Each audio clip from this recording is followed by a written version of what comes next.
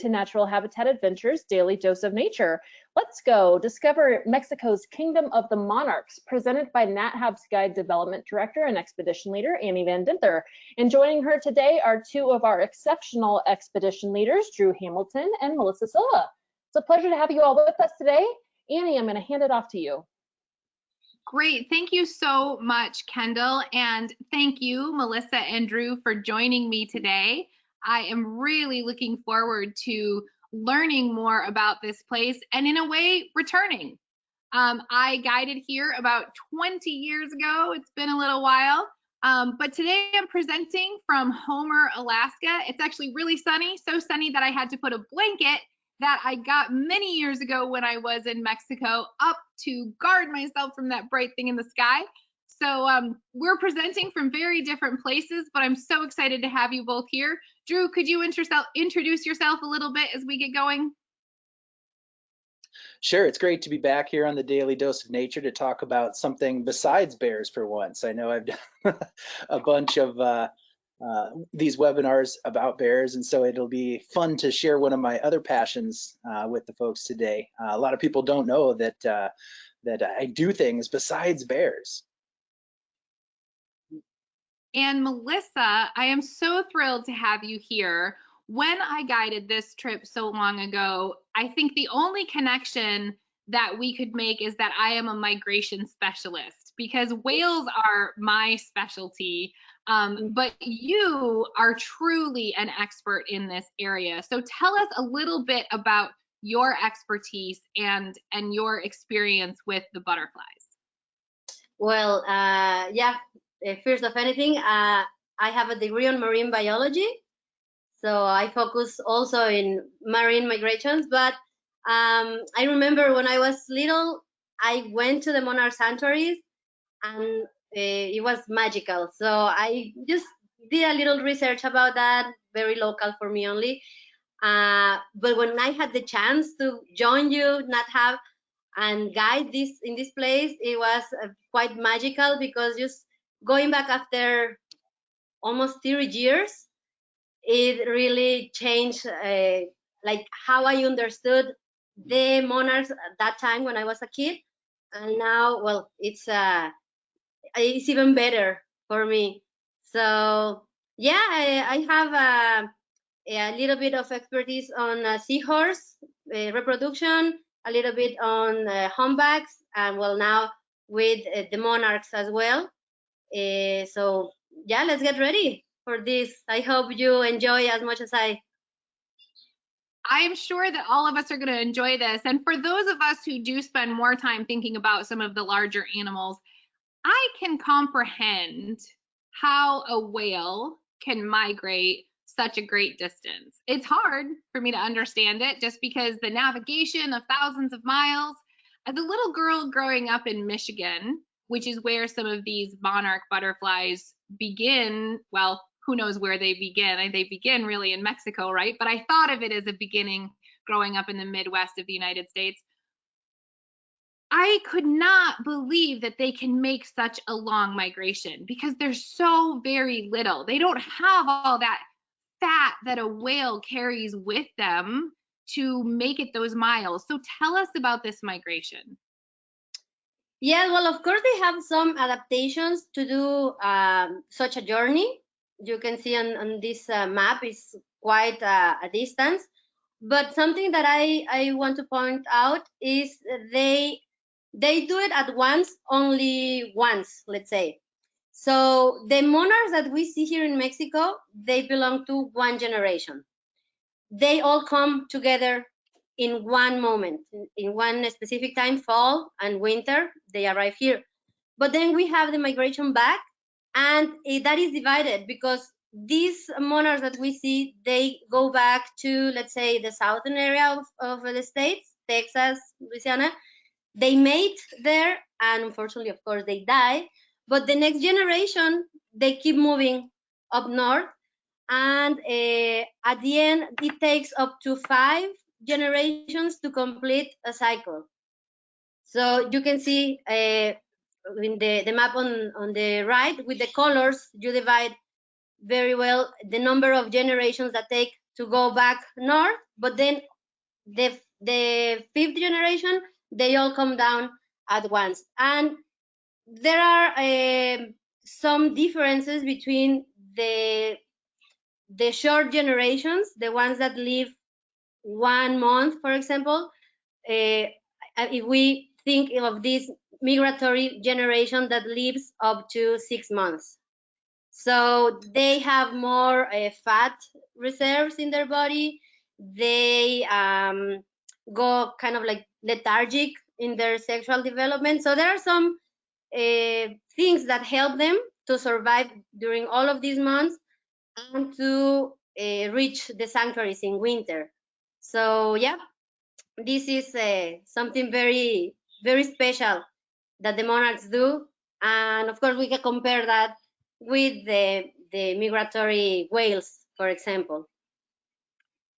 To the whales, to birds that migrate, so many incredible animals that go such great distances. Let's talk a little bit now about where it is that you can actually go to see these large groups. It's not just in a little lawn in Michigan as a girl, you know, playing around. You can see these butterflies landing. Drew, tell us about what it's like to actually journey to see, because I tell you, when I did the journey back in 2000, 2001, it was pretty bumpy road. What's it like nowadays? So now the experience of just getting to the butterflies is almost surreal. When the trip starts and ends in Mexico City, and so you get up that first morning, and you're in one of the biggest cities on earth. And we get on the bus and we start driving, and it is a masterfully crafted itinerary in that we're avoiding traffic and things like this the whole way. And as you get out into the countryside and leave the trappings of Mexico City behind, you're on this nice, comfortable highway on our nice, comfortable bus. We've got a bunch of bio breaks scheduled along the way. And as you're traveling through, you start to get into the more, we'll call it authentic Mexico, the countryside, and you're traveling through just stunning vistas. You're getting up into the transvolcanic belt, and where it really kind of twists your brain is that when you start in the city, and then we're going to be watching butterflies that afternoon at El Rosario Sanctuary. And so you go from busy, and then things fall away, and then suddenly you're in just this beautiful mountain town in the hills of Mexico, and then the next thing you know, you're just surrounded by butterflies.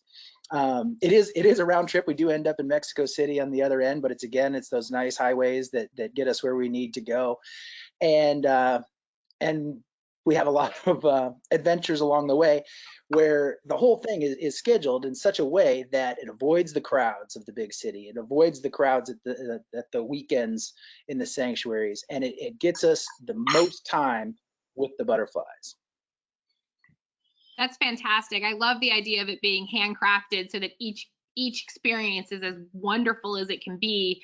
And tell us about Michoacan in particular. I loved going to Michoacan. Tell us about this place, Melissa.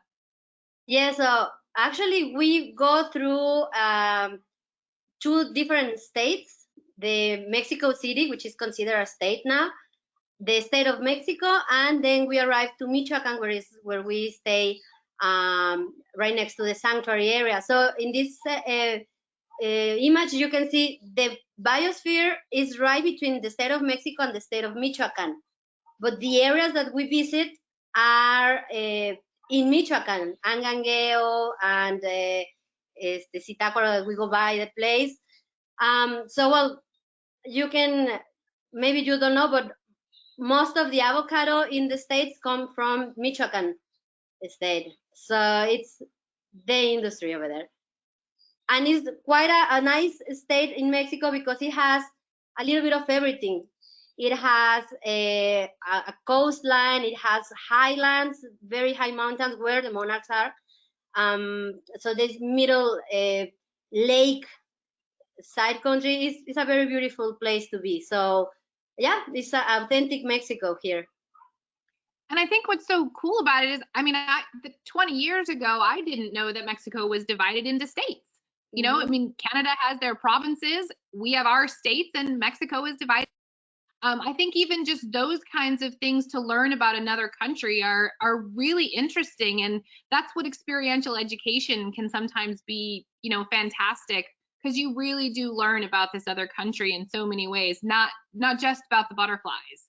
So tell us, when we do get to Michoacan, tell us about this. So I don't know if you remember seeing this. I remember seeing this, and I remember thinking, man, this does not look like what I thought Mexico. It's not the preconceived stereotypical pictures that we get. And again, I was just 20 years old, like, so, you know, a baby, right?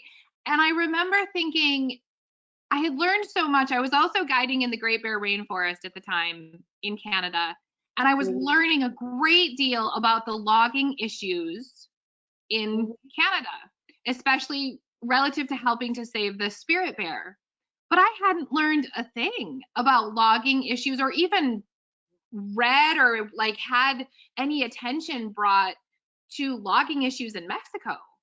So it was surprising to me when I was studying to prepare to help guide this trip that logging is a primary issue here. So tell us about this. Yeah, so yeah, actually it was pretty bad some 15 years ago, let's say. But on the last couple of years, logging, let's say, is zero in the sanctuary area. Just to put it easy, because it's 0.01% of illegal logging or so. So yeah, it's right now is something that we can take out of our mind in the sanctuary area where the butterflies go.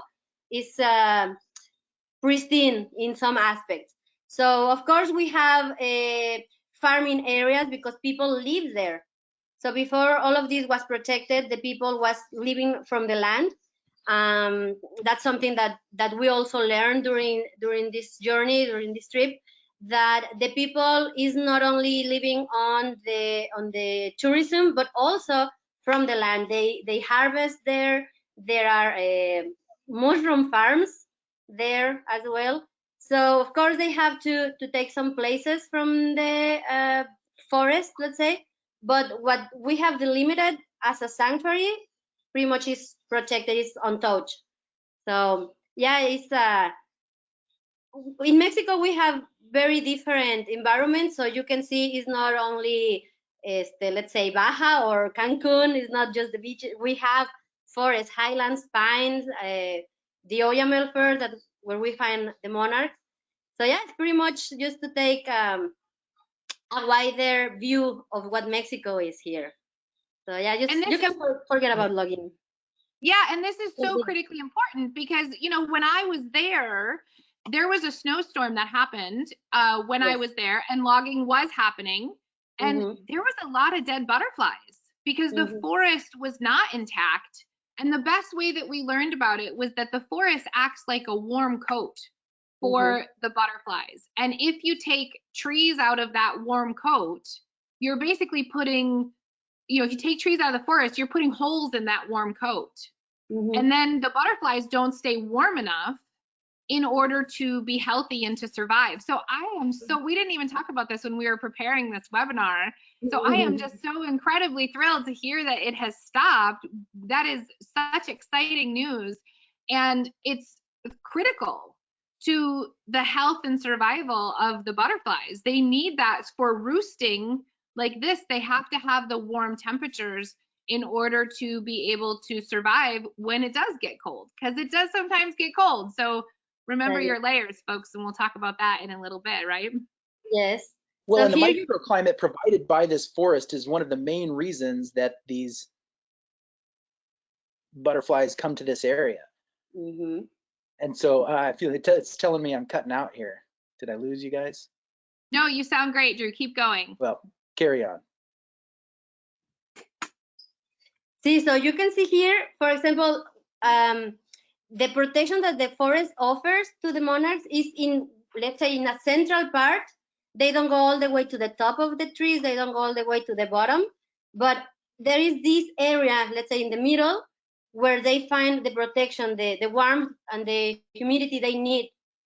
So yeah, that is just like having an umbrella to cover from rain. And if you take pieces of that umbrella, of course, you're gonna get wet. So that's pretty much the same here in the forest. So here, just to point out, everything that looks like dry leaves, it's actually butterflies. So everything, all of the trees. So these are oyamel trees. They are very similar in shape, let's say, to some of the pines. So if you remember, the branches of the pines most of the time are horizontal. The tree on the left is completely going down. Just imagine how much weight, how many butterflies there are, that all of the branches are like come down. It's so incredible. It's just so beautiful. I love it. Yes. Okay. This picture, when we were preparing, this picture almost made me cry, to be honest, because I just remember Angangeo, and it is such a special town. Just for those of you who might be wondering where Drew went, I think he's having some internet connection issues. I'm sure he's going to try to come back to us. So we'll blame Alaska for that or something like that, and we'll just keep going. So Angangeo it's a magical town, and you can explain that to us in just a minute. It means more than just the descriptive adjective. But for me, when I went there, I felt like I was stepping back in time. First of all, because everything felt so authentic. And also the people. Drew, welcome back. We are talking about how incredible Angangeo is, and I was just saying that the town feels to me like it is magical, and Melissa's going to explain to everybody that maybe means more than one thing. And also, it just felt like I was stepping back in time, and like it is just this incredibly authentic place. Did you have those same kind of feelings, Drew, when you went to Angangeo? For me, it really reminds me of the small town in Iowa that I grew up in. A lot of the energies, a lot of the just the feel of it. It's got that rural feel, and so it does in a lot of ways. It's even if you've never been there before, it's got a nostalgic feel. Melissa, can you explain to us why it feels so magical? Yes. Well, this is just like a traditional town in the mountains of Mexico. So the history of Angangeo goes back to the colony almost. There was a mining there about they were mining silver, copper. So it was quite an important town. Later, of course, with the revolution, with the some other civil wars that we had in this area, the mining stopped, but still they were surviving by the farming. And now with the Monarchs on the late 70s, early 80s, well, of course, they came back with the ecotourism project in mind. So what you mentioned about the magic in the town, here in Mexico, we have a program that we call Magic Towns, Pueblos Mágicos. And pretty much is that a town or even a city that has an importance in the Mexican history or on the culture, in this case, Angangeo on the nature side, has like a special designation by the federal government. So we have a budget for culture, for investigation, for protection here in Angangeo, for example. And well, you can see they are very proud, and they are very happy of having the Monarchs, not only because of the tourism that we can find here, but also because it's part of their living. So if when we are there in Angangeo, you can see the people walking by these murals that they have in their houses, that they have outside of their homes. They have monarchs painted everywhere. They have this decoration that the municipality places in the main square. They have murals in the market, for example. So you can see the people is very proud of what they have, and they actually take care of it in a very good way. they know the importance of the monarchs for the ecosystem, but also for their economy. So it's that's what makes a magic town just a pueblo mágico.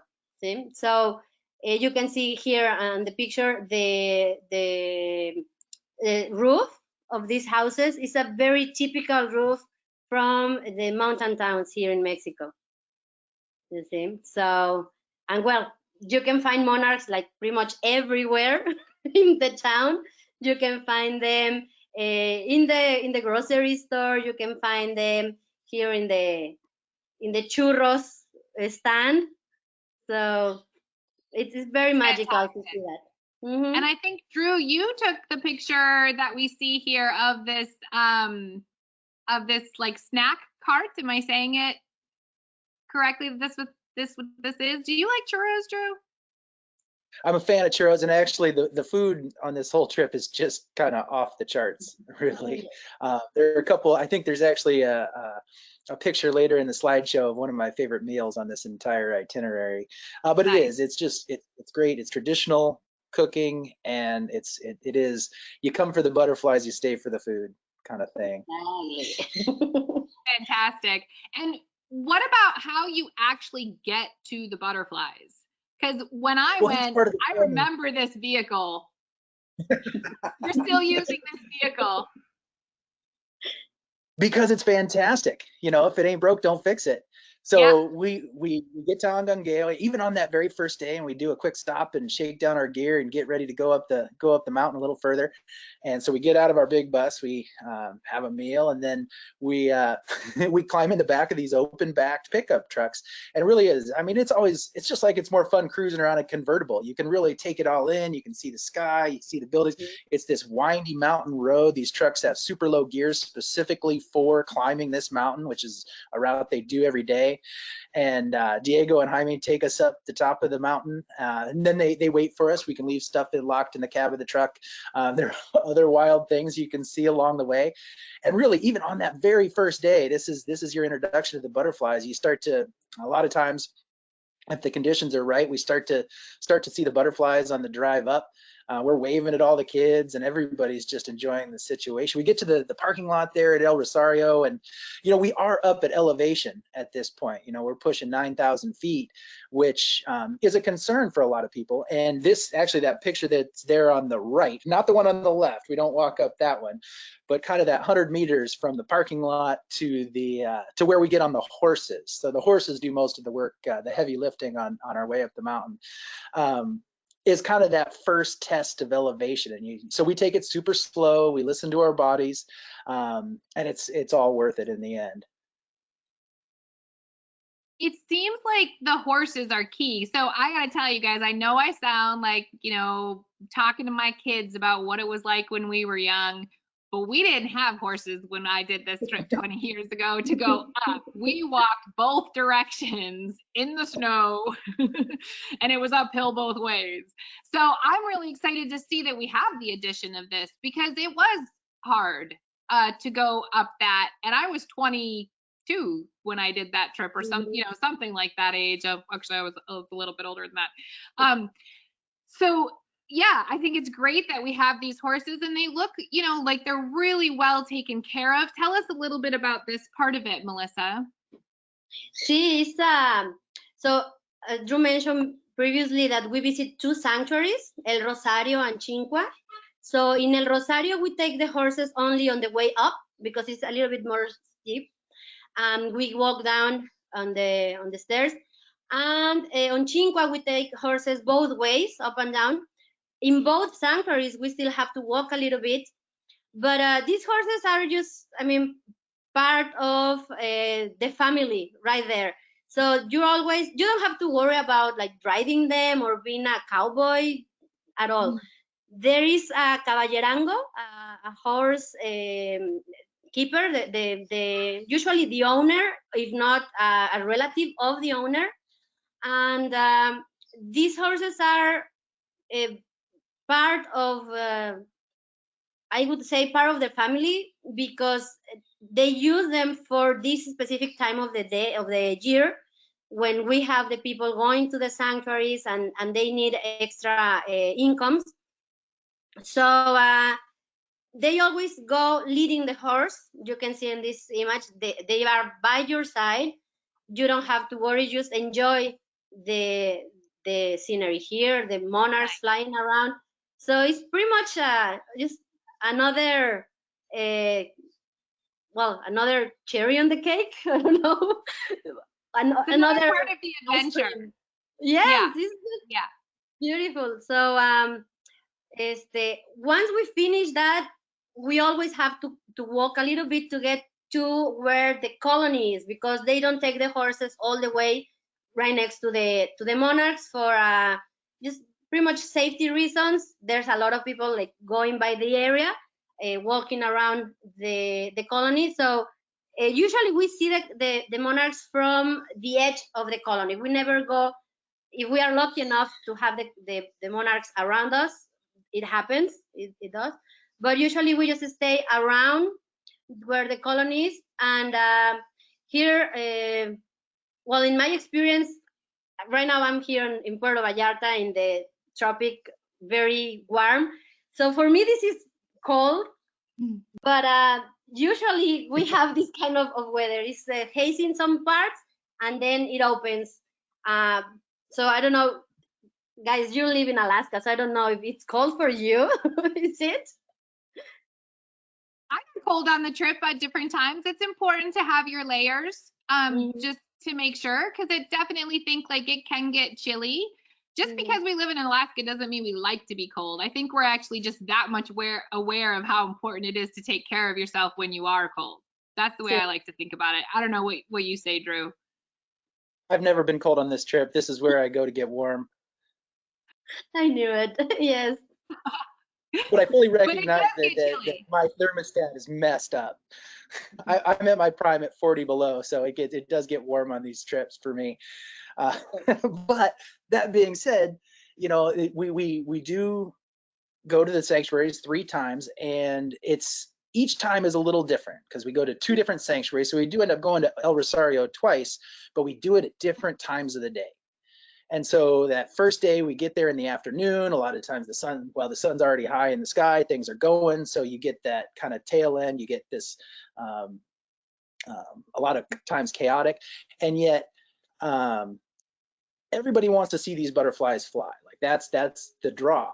But once you go experience it and you see the colder times when the monarchs are roosting, like this image here is of the monarchs in a slow storm, and I would rank this as one of the most powerful experiences I've had up on those mountains, in that all the butterflies were all huddled together, and the trees were heavy with butterflies. You couldn't see the trees. They looked like scales around the trunks and on the needles.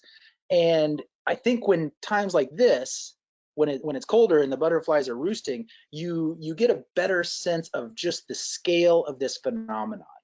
And it's really hard to wrap your head. I mean, we can talk about it all day long, but until you go experience it and know what it's like to be looking at tens of millions of butterflies right in front of you, there's nothing that I've seen that truly captures the experience in its entirety. Like, you can get bits and little aspects of it, but to put it all together, it's something you just really have to go experience for yourself.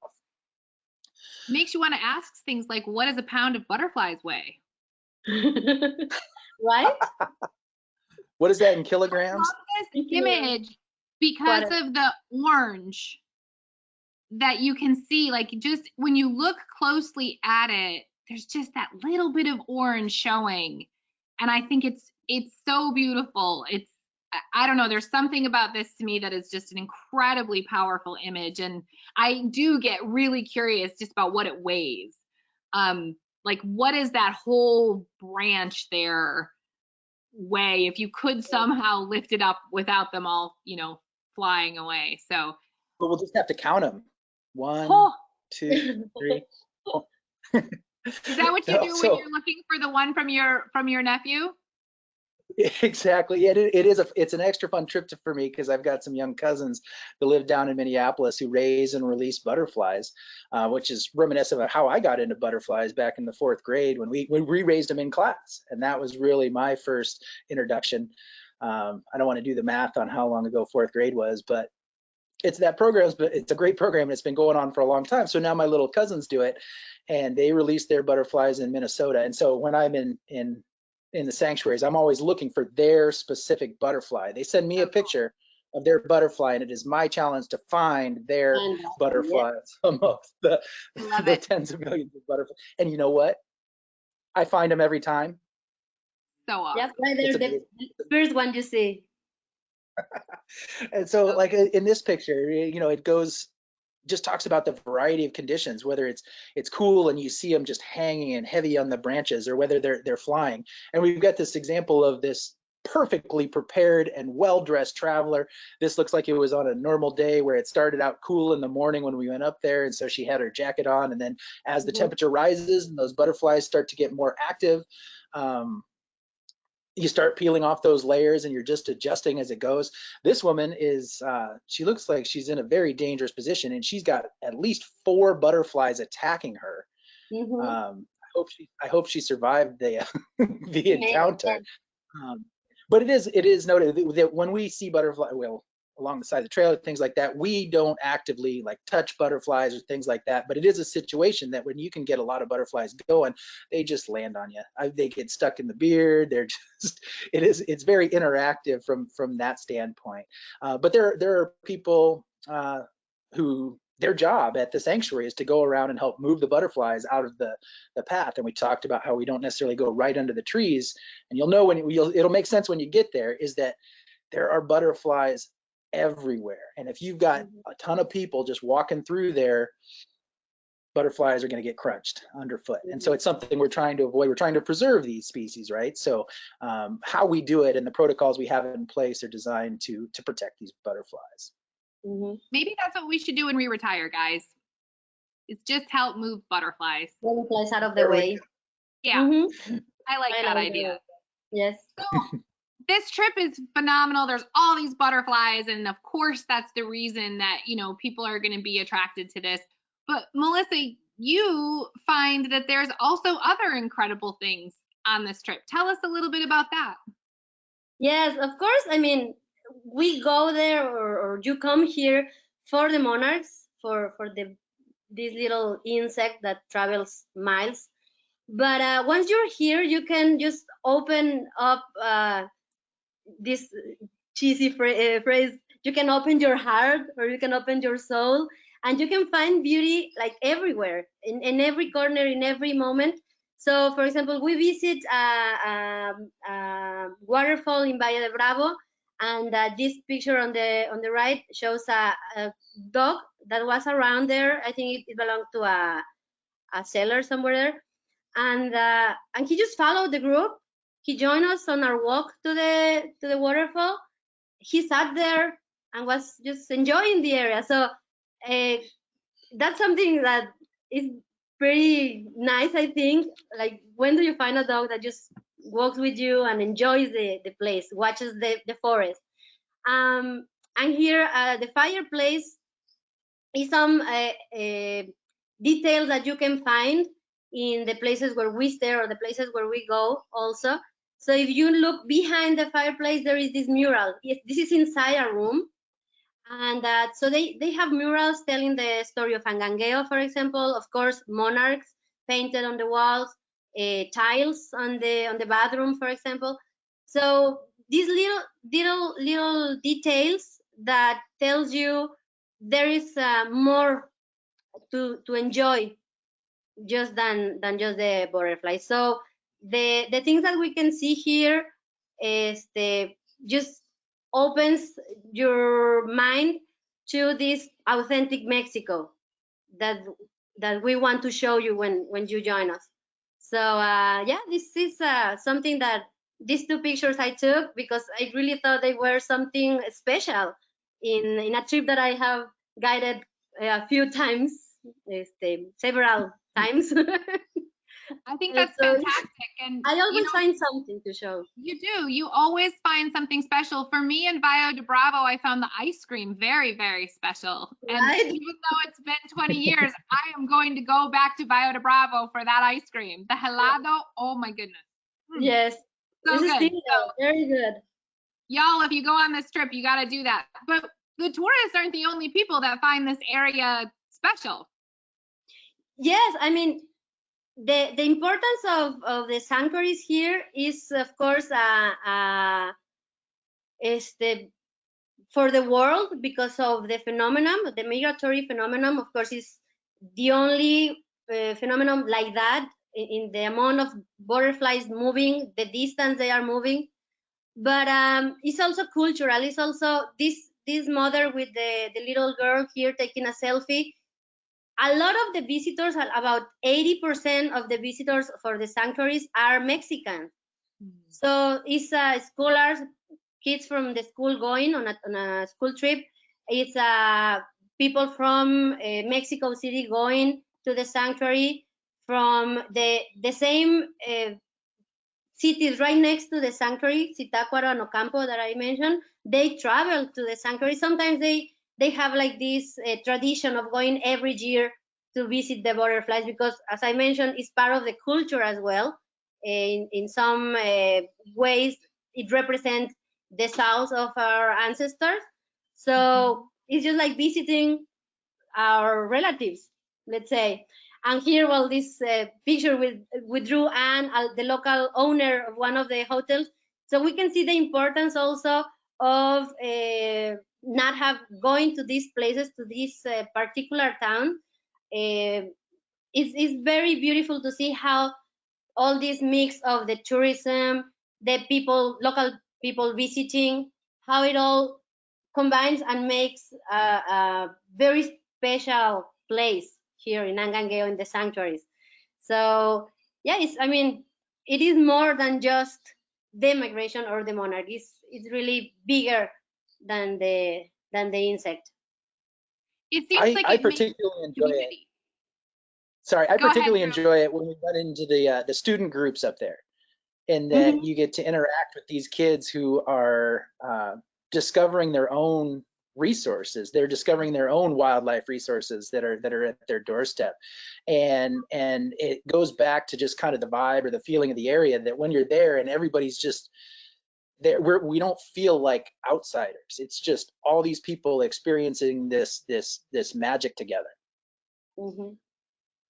That's exactly what I was going to say. Is it seems like it's ending up making sort of a global community that is experiencing this incredible phenomenon together.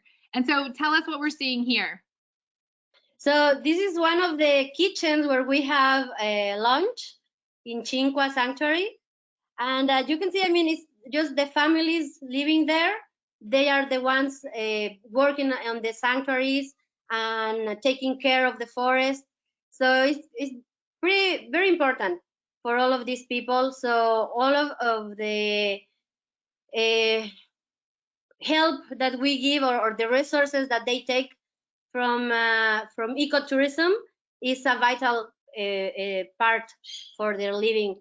And what I like about these trips, as I just mentioned, is that you can find beautiful things everywhere where you look around. So this lady on the picture on the right is Doña Mari, and she's a flower seller. You can see she has on the back some flowers. And well, I'm not a professional photographer, just like my friend Drew, but I try just to do my best. When I see something like that, I want to capture the moment. Later on, I will do better. But I mean, you can just keep your eyes open, be aware of what's surrounding you. I remember, well, my family likes to travel a lot. We traveled to Chihuahua, to the south of Mexico, and I remember in one of those travels, a lady coming with us. She was on her phone. She was just like doing other things rather than enjoying the moment.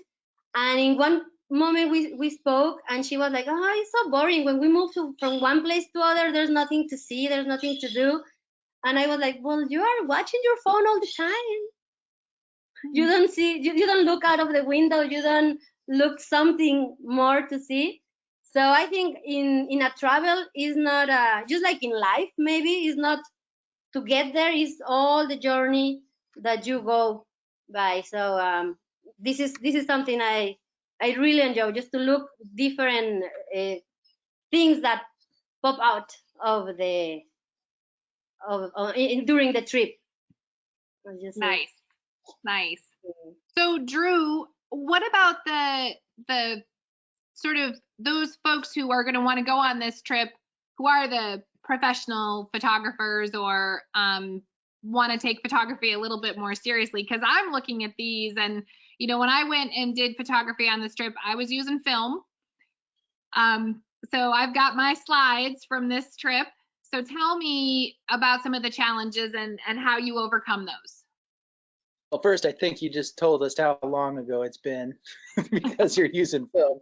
But so, you know, I'm mostly known for my charismatic megafauna and polar bears and things like that. And I will say, over the course of a year, in a lot of ways, the monarch butterflies are the most challenging thing that I will shoot over the course of a year.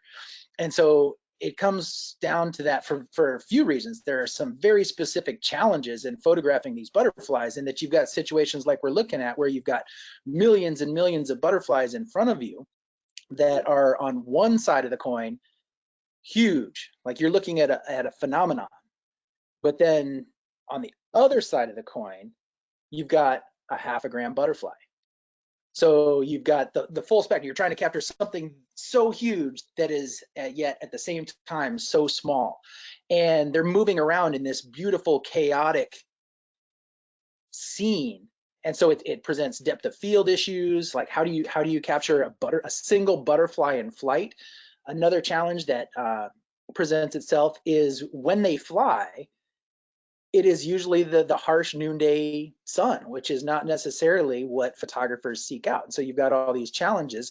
Again, on top of that, it's in a forest. So you've got harsh noonday sun, you've got these trees that present these dark, dark shadows. So you've got bright, bright, and dark, dark. And so it really is looking at this scene in front of you and trying to pick out the individual stories within it that you are trying to tell. And so everybody, you know, the only trips I lead are the photo trips. And so we'll work on macro, we'll work on exposure compensations, how to go back and forth from bright, bright to dark, dark, close-ups, individuals, big scenes, things like that. And one of the so there are a lot of fancy cameras that come on the trips that I lead. And one of the realizations that people will come to, I'll tell them, or sometimes they'll come on their own, is they'll be taking pictures with their fancy cameras the whole time. And then you'll see folks look around, and they'll kind of have the realization that the perfect technology for capturing it is actually their phone. And so no matter how much fancy camera stuff you bring, you're going to end up taking pictures with your phone at least part of the time. And it's got so much technology in it, the slow-mo videos, the time-lapse videos. We work on different tricks you can do with your phones, different tricks you can do with your big cameras. So that really, if you don't have the big fancy camera, don't worry about it, because there's plenty to see and photograph with just what you've already got in your pocket. But are you saying, Drew, that I shouldn't bring all my photo gear along if I want to go try again without film and bring my Sony? Oh no, Annie, I would never say that. Okay, all right, just making sure. Part of the fun I have, I do like the camera nerdery of it as well. But I just want to stress that you don't necessarily need the fanciest camera out there to come home with wonderful images.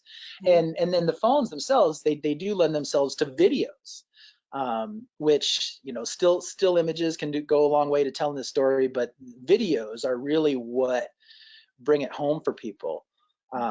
So because on these webinars, if you've been tuning in, it is very difficult to show videos on a webinar. So what we've done is we've on the NatHab website, you can go, the nathab.com/monarchs. If you go to the videos tab, we've gone ahead and uploaded some videos that will help you maybe wrap your head around the experience, or what does it look like when millions of butterflies flying. So if you go to, after the webinar, after Not the yet. webinar. If you go, After. not yet. No. If you go to the Monarchs page on the NatHab website, they'll have these videos available. And so there's some super cool videos there that you should check out. Not yet. And Melissa, you have done, we've got a few more minutes to look at some of these before we take questions. So we'll probably have to go through these a little bit quickly, but these are some images that you took just with a cell phone, just what Drew was talking about. So let's move through some of these so people can see the kind of images that you can make when you're not on a photo trip. Yes. And so, yeah, this one, I love this photo. I think it's so beautiful. The perspective is gorgeous. Perspective. Yeah, you just work with what you have. I mean, if it works for you, that's great. So And you just about this one. This one does not have the little black dot. Can you tell us how you tell the difference between a male and a female monarch? so actually that's inside on the upper side of the wings. Yes. One of the veins that is almost down nearby the tail, let's say, it has a little dot over there. The veins are very thin, and that's a male. A female has thicker veins. We always say they have like makeup in their wings because they have thicker veins, and you don't see that little dot. That is a pheromone sac that the males have. So yeah, I mean, you can work this picture on the left. I took it with binoculars and my cell phone. Nice. So I think there's another one where you can see that's a female butterfly. You don't see any dot right next to the tail. You don't see, and you can see the veins are thicker around the wing. So yeah, I mean, you can work with what you have with the tools that you brought. You can take pictures of other fauna that is around the place. A lot of insects going around in the forest, of course. A lot of birds. Since we are in winter time, we have plenty of migratory birds here, and of course we have endemic species. So for those birders, this is a very, very good trip as well, because you can just check species that are that you are missing out of your list. So it's it has it all. This trip has it all. Do you remember that, Annie? I do remember this, Good and girl. I remember, as Drew mentioned, the food on this trip is some of the best food in the world. I love Mexican food, and so to me, I don't think that you can get any better. I could do a whole webinar on just how incredible the food is, I think, on well, NatHab trips in general, but specifically the NatHab trips in Mexico. So I can't say enough about these things. Drew, is this the one that has your favorite meal? That is, yeah. This is our meal at Cinqua, and we go to the kitchen we saw, and we sit out on the deck, and you know, you've got this primeval forest around us, and we order a bunch of different quesadillas so you can try the different varieties, and so yeah, we hang out there for a while. How many pounds do we gain every time? Right? Oh my God. Nothing compared to sitting at home during a pandemic, so it is a whole new reference point. Yes, you're right. Totally right.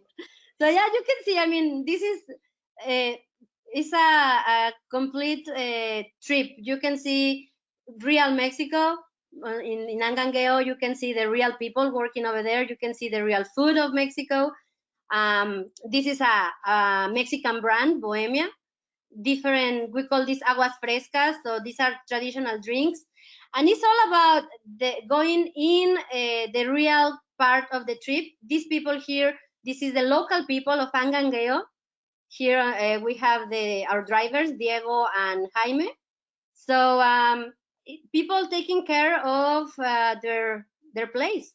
They just Beautiful. are really, they really care about this. They live for this. The kids here. These kids, for example, they help their parents when they are not in school. There are 2 shifts in Mexico for schools, morning and afternoon shifts. So the kids that go in the morning shift, they help their parents on the afternoon. So when we visit El Rosario Sanctuary on the afternoon, we always see, do you remember these kids, Drew? This little Jesus right there. And I think it's Paloma, the one right next. So they are always around and they know us. And it's so, you have some special bonds with the people once you visit there. I think that that's one of my most favorite things about guiding in places, you know, year after year, is that you really do become family with the people who are on the trip.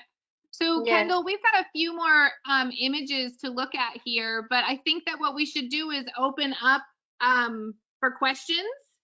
Absolutely. And we will just look at some of these as we finish up. So if you want to let people ask questions, then we'll be here to answer them. Okay, great. Thank you.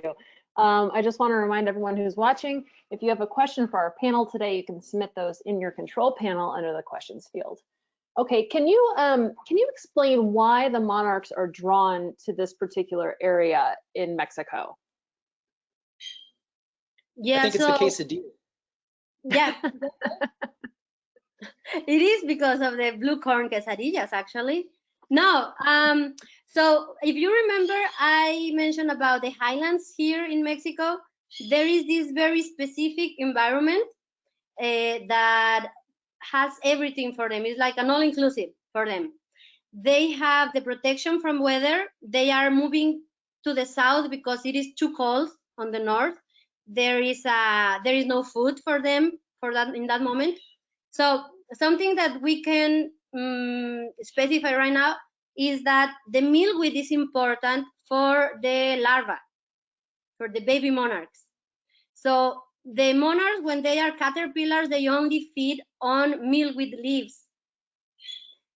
The milkweed dries naturally when it's winter on the northern area of the continent.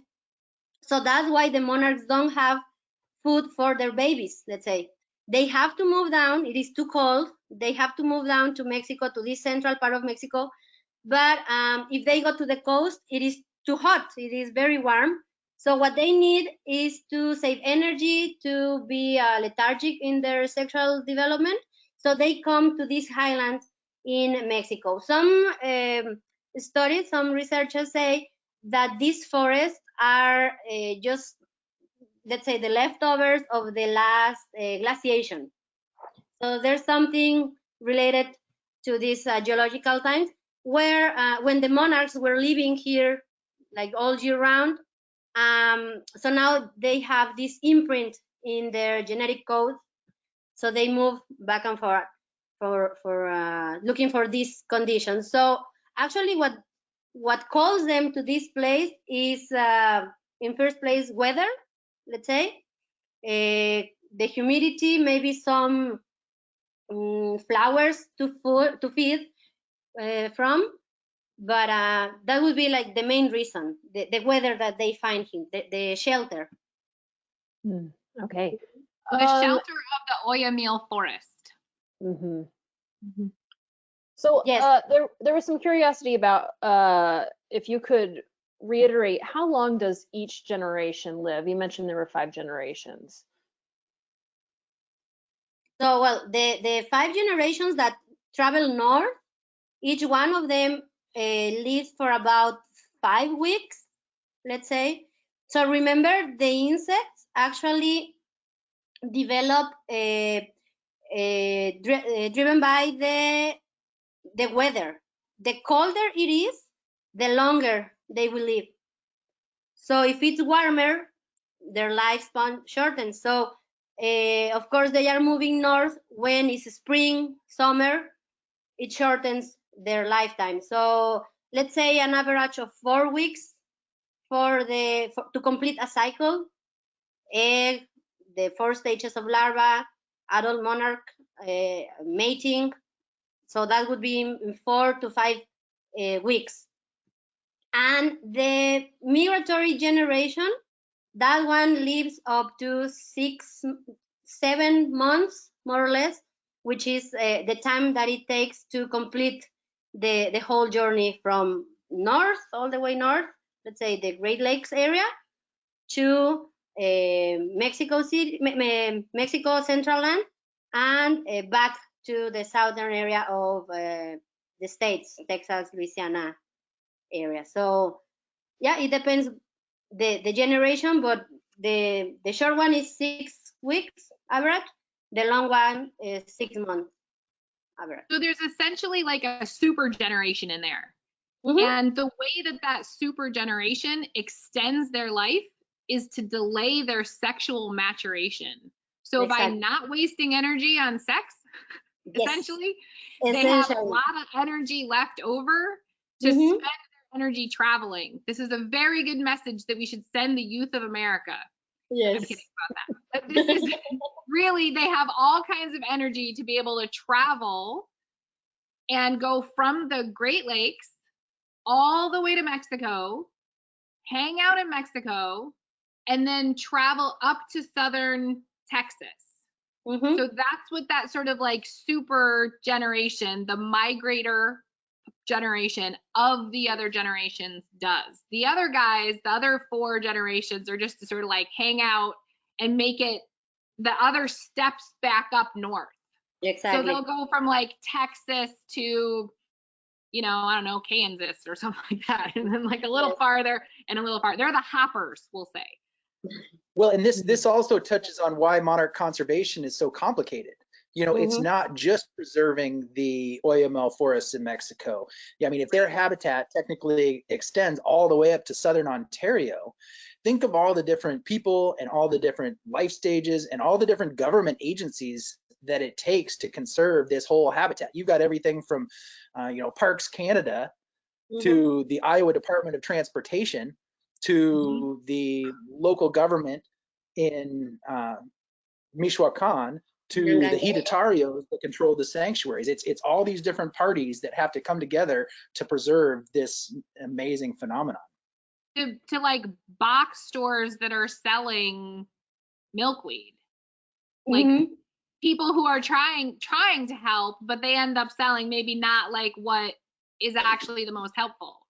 So there's a lot involved in it. And maybe what we need to do, we learn this with every Let's Go webinar, I think, Kendall, maybe we need to do Let's Go again and talk in detail about the biology of the generations and the real details of this. So we'll see what you get in the comments on that, but perhaps we need to do the Let's Go again. And Melissa, if you'd be willing to do that with me, perhaps we need to really nerd out with some folks on the details of the generations and all of that. I bet you'd enjoy that. Yes. Absolutely, yeah. And if people can't wait for that, then we do have some past Monarchs webinars that goes into a little bit more detail that Court Whalen did for us in the past few months. So you can look for those on our website as well. All right, I'm going to get into some trip questions since it's the top of the hour and we have lots of those. There's a lot of people who want to know, when is the best time to visit?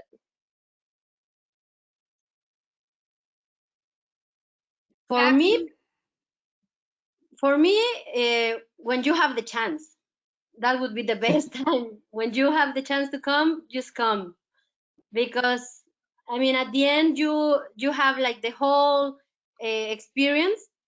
For the monarchs to enjoy, let's say, this show of them bursting out from the branches, I would say January, February are good, are the top, which is when we have most of our dates, right? But it depends a lot on the weather. So the weather is changing all of the time. From in the morning, it can be, or when we start going up to the sanctuary, it can be very sunny, and once we are at the colony, it's cloudy. So it changes from one moment to another. But I think it works very good. Early February, I think, is when we have had our best experiences. Although I have had hail in February, so yeah, weather. And it should be noted that the itinerary and all the planning that went into this trip, we're not messing around with shoulder seasons or anything like that. No. Like we only offer the trips during the prime time. Mm-hmm. So it's really with the departures that are available, it's hard to go wrong with any of them. Mm-hmm. All right. That's one thing you can count on with NatHab is we don't mess around when it comes to planning these. Like the amount of energy that goes into making sure that it's the best time, that's happening. Oh yeah, absolutely, absolutely. Okay, so there's some curiosity about COVID protocols, because I know that we're traveling there this year. We're planning on it. So what protocols are the sanctuaries putting into place? I know NatHab, we have our own, but what protocols are the sanctuaries putting into place at this time? Yeah, Drew is so prepared for the trip. Look at this. Drew's ready to go. Put me in, coach. I'm ready. he's so ready for it. Yeah, so actually there are Mexican government and the commission that takes care of these natural parks, they work a lot on having a program or a special well, let's say administration for this time for this specific situation.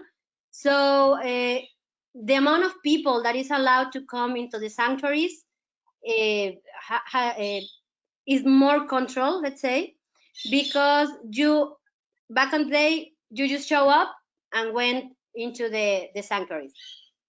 Nowadays, basically you have to have a reservation to visit it. So we call ahead. This has been planned months in advance. We call ahead. We tell how many people is going.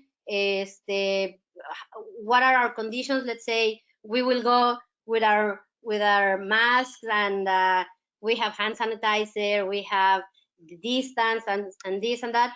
So everything is very well controlled. Let's say protected. We have in Cinqua, for example, so sad to tell you this, Drew, but we're not sharing quesadillas this time. So for me. Yes, everyone will have their plate and no sharing, folks. And it's just prevention. So we have everything in mind for this trip to be the safest, and well, you will see it's very well taken care of. What else? In the hotels, you only have lunch and breakfast in open places for safety reasons. We will have different tables to sit all together, but not mixed. See, so You're going to go in an open truck to go see the butterflies. Exactly. You see? Yes.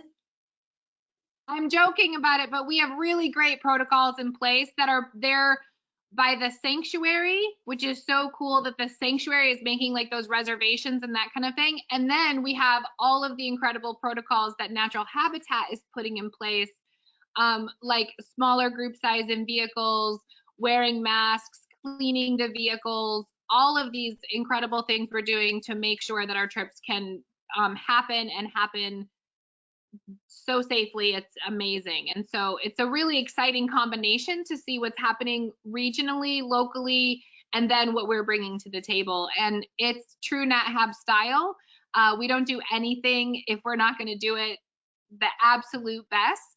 So what we're hearing from the trips that have already happened, like Galapagos, Costa Rica, Yellowstone, is excellent reports on safety and protocol. So we're excited to see that the same thing is going to happen in Michoacan, Ngangeo, and at all of these reserves. Okay, just a couple more questions about the trip, and then we'll call it since it is after the top of the hour. So I'll combine them for you. How strenuous is the trip? And there's a couple of questions about the horses. Do you have to be an experienced rider? And are there weight limits for the horses? So I don't know. Yeah, about the how strenuous it is. Well, it depends where you come from, because sometimes if you come from sea level, it kind of takes a little bit more time to adjust to the height. if you come from high level, my only reference is Colorado, so it's a little bit easier. So I don't know if you, Drew, can go a little bit deeper on that. I can. Or you? Yeah, or Drew, you can too. You go after me if I don't cover it. Coming from sea level, when I go to Colorado, I have to take a little bit of time, even though I'm fine I can climb mountains and do hiking here just fine. But just the altitude is tough for me. I get headaches. I need to drink way more. Even just going to meetings at the office, I'm like, oh, like I just don't feel good for the first few days. So I really recommend that if people know that they're like me and they're affected by altitude, Mexico City is like Colorado, correct? It's around 5,000 feet, a mile high city, Yes. like Denver. So even just getting into Mexico City a little early, a couple days ahead of time, if you need that time to adjust, that's personally what I would do if I were going to go on this trip again, to give myself that time to adjust to the altitude. Drew, were you going to say anything different than that? I would say it does require a moderate level of physical fitness, just because you are dealing with elevation. We are, the parts that we are walking that we aren't on the horses, you're stepping over rocks and things like that. And you want to be kind of sure-footed in that regard. Now we do have ways to help with that, and that we've got trekking poles and things like that. So if it is something you want to be aware of, that it is at elevation, there is some uphill walking. It's definitely not the most strenuous trip, but it's not the easiest trip either. So it's kind of right in the middle. Yes, and I think that the key here is just to be at your pace, and communication always with guides. If you tell us, like, I really need just to sit down here and enjoy the forest and catch my breath again, it works because we have it all planned to do like that. Sometimes we guide need to do the same. So yeah, I mean, it's feel your body and listen to it, but it's very enjoyable. About the horses, is that you don't have to know how to ride. You don't need to be an expert on horses. So if this is your first time with a horse, riding it, watching a horse in life, it doesn't matter. They are very, very well behaved. They are guided by their caballerangos.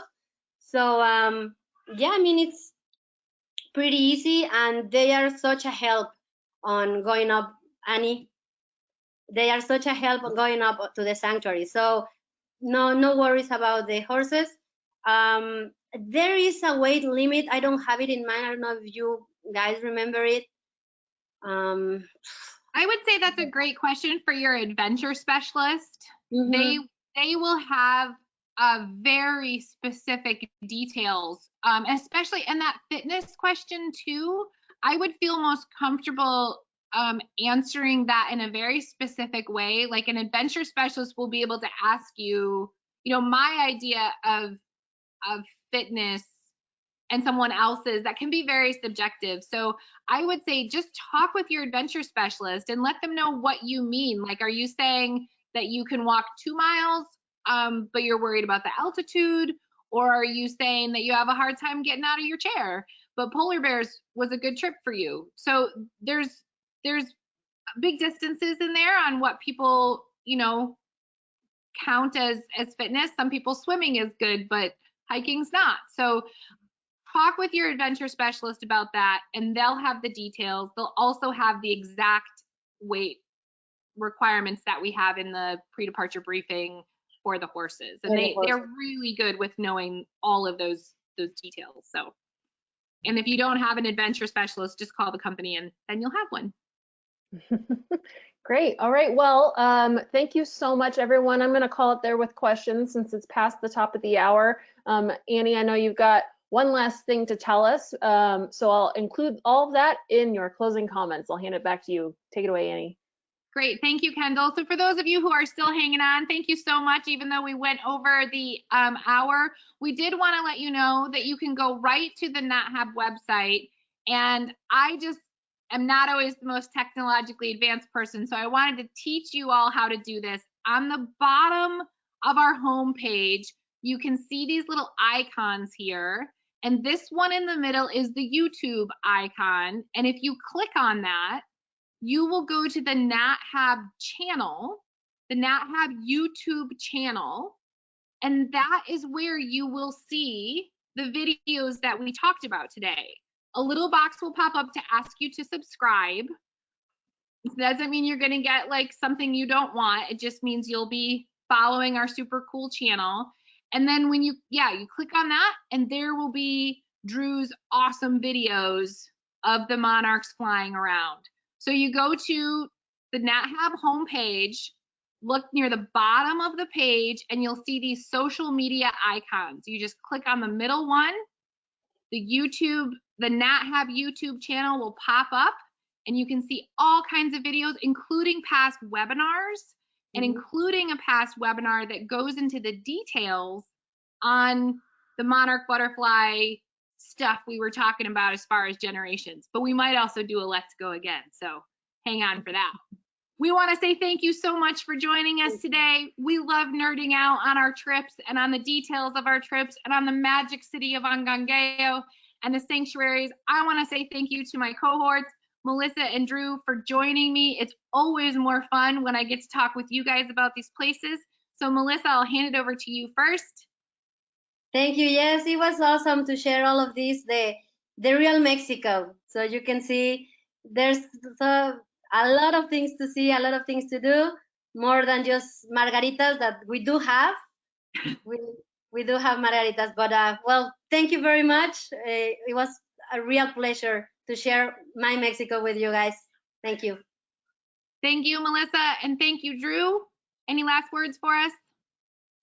I just want to say, you know, I've done a lot of NatHab trips all over, and really this is one of the hidden gems. It's one of my favorite trips to lead. It's one of my favorite trips to go on. It's something I've been intrigued by for decades now, and it's off of people's radar, but it should be like high on your list. So hopefully we'll see you there. All right. Thanks everybody for tuning in, and keep checking into these daily doses. They're a lot of fun. Thank you, Kendall, for all your hard work. Couldn't do it without you. Thank you. Thank you to all three of you. This was so much fun, and my thanks as well to everyone who tuned in today. Be sure to join us tomorrow for our next Daily Dose of Nature. We did record today's presentation, so we'll have a replay available on our website soon. And with that, I will conclude the webinar. Goodbye, everybody. Thank you. Bye.